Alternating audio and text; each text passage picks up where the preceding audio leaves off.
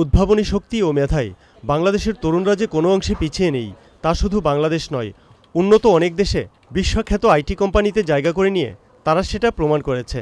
তবে তথ্য প্রযুক্তিবিদরা বলছেন, বড় নামগুলো অনুপ্রেরণার হলেও সামগ্রিকভাবে ডাটা এন্ট্রি অপারেটর থেকে শুরু করে সফটওয়্যার উন্নয়নের বড় জায়গা পর্যন্ত ভাবতে হবে।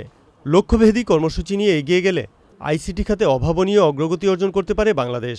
আমাদের তরুণেরা প্রোগ্রামিং দক্ষতায় কিন্তু উপমহাদেশের মধ্যে শ্রেষ্ঠ। তাদেরকে তথ্য প্রযুক্তির চ্যালেঞ্জের সামনে এগিয়ে দিলে তারা সেখানে সফল হবে। আমরা জাস্ট পার্শ্ববর্তী দেশের যে সাফল্য, তারা প্রতি বছর $130 বিলিয়ন উপার্জন করে, সেই হিসাবে আমরা যদি 7 গুণ ছোট দেশ হয়ে থাকি, আমাদের $20 বিলিয়ন উপার্জন করা উচিত। তথ্য প্রযুক্তি এমন একটা খাত যে 15 বছরে বিল গেটস শূন্য থেকে শ্রেষ্ঠ ধনী হয়ে গেছে। আইসিটির বিষয়গুলো দ্রুত পরিবর্তনশীল হওয়ায় ভবিষ্যৎ সম্ভাব্য প্রযুক্তি সম্পর্কে তরুণদের ধারণা থাকার প্রয়োজন বলে মনে করেন তথ্য প্রযুক্তিবিদরা। আপাতত একটি বড় বাজার আউটসোর্সিং। সেমি স্কিল মানুষ দিয়ে কিন্তু এখনই অনেক বড় বড় বিপিও ইন্ডাস্ট্রি সেট আপ করা যেতে পারে। এখনই কিন্তু মনে করেন 400, 500, 1000 লোকের কোম্পানি তৈরি করে ফেলা যেতে পারে। আপকামিং টেকনোলজিস যেটা আর্টিফিশিয়াল ইন্টেলিজেন্স অথবা রোবোটিক্স, এই জাতীয় যে কাজগুলো বা টেকনোলজি যেগুলো আসতে যাচ্ছে, সেগুলোর পেছনে কিন্তু আমাদেরকে দক্ষতাটা বাড়াতে হবে। দক্ষতা যদি আপনি তৈরি করতে পারেন, তাহলে দেখবেন যে আপনি ঘরে বসেই কিন্তু হাজার হাজার ডলার কিন্তু ইনকাম করতে পারছেন।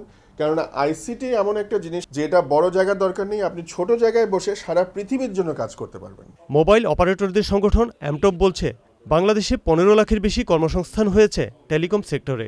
বিআইডিএস সম্প্রতি একটা রিপোর্ট করেছে, সেখানে বলেছে যে 7 to 10% ইনকাম ইনক্রিজ করে due to use of mobile phone, এবং প্লাস 1000 ব্রডব্যান্ড কানেক্টিভিটি যদি বাড়ে, জিএসএমএ বলেছে 70 থেকে 80 জন এমপ্লয়মেন্ট জেনারেট করে।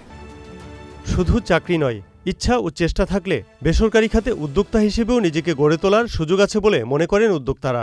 নতুন উদ্যোক্তা হিসাবে যদি কিছু শিল্প কারখানা গড়ে তুলতে চান, আপনার এইমটাকে আপনি ঠিক করুন। আপনি যেটা ভালো বুঝেন সেটা নিয়ে আপনি চিন্তা ভাবনা করুন, সেভাবে যদি একটা শিল্প কারখানা গড়ে তুলে তাহলে আপনার সফলতা চলে আসবে। আগামী কয়েক বছরের মধ্যে আমরা 1 লক্ষ উদ্যোক্তা সৃষ্টি করতে চাই। সামনের দিনগুলোতে এমপ্লয়মেন্ট অপরচুনিটি আজকে যা আছে তার চেয়ে বহুগুণ বৃদ্ধি পাবে।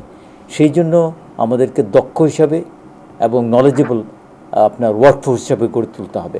তারা বলছেন, দ্রুত বর্ধনশীল অর্থনীতিতে বেসরকারি খাতের নানা ক্ষেত্রেই সফলতা পেতে পারে তরুণরা।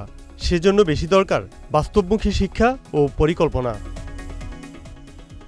প্রতিবেশী ভারতের সঙ্গে তুলনা করলে বাংলাদেশের শুধু আইসিটি খাতেই বছরে আয়ের সুযোগ আছে 1,70,000 কোটি টাকার। এর বেশিরভাগটাই আসতে পারে ব্যক্তি খাতে। তথ্য প্রযুক্তিবিদরা বলছেন, এ লক্ষ্য অর্জন মোটেই অসম্ভব নয়। তবে তার জন্য দরকার সঠিক কর্মসূচি নিয়ে এগিয়ে যাওয়া, যা করতে হবে সরকারকেই। পরাগ আজিম, চ্যানেল আই, ঢাকা।